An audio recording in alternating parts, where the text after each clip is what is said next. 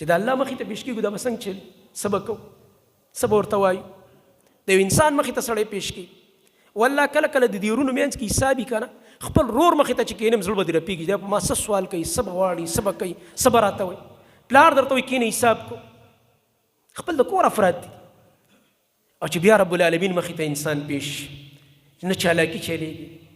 نه ښایسته رنګ نه قوم نه نسب نه عهده هېڅ هملته نه چلیږي فلا يرى الا ما قدم فلا يرى الا ما قدم نبی علیه السلام فرمایي دی به هېڅ هم نه ویني خپل هغه عمل چې مخکې رالېږلی به صرف دا به وي بل څه نشته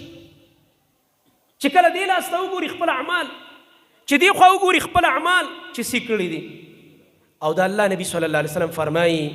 او چې کله مخامخ وګوري فلا يرى الا النار مخامخ جهنم دی غرغنډې وهي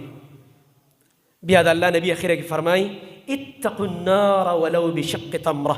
د دغه اور نه ځان بچ کوي اگر که نور وسم نه کیږي د کجور یو ټوکړه ورکوي د کجور یو ټوکړه باندې ځان د اور نه بچ کوي معنی که ډېر وس دې نه کیږي یو کجوره چاله ورکه صدقه کوه د خپل وس مطابق دې نه دا معلومیږي چې صدقې سره انسان د جهنم نه بچ کیږي فإن الصدقه تطفئ غضب الرب د الله نبی فرمایي بل حدیث کې صدقه د رب غضب داسې ختموي الله رب العالمین غصه کموي دي انسان ته چې صدقې ورکوي د الله په نوم باندې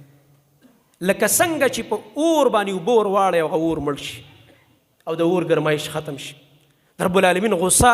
غضب دې سره کمیږي موږ تاسو ټولو داسې اعمال کړي چې د الله غضب هم ځان ته متوجه کړی دی که غواړو چې د الله رب العالمین غضب دا زموږ نه کم شي په هغې کې یو لوی سبب هغه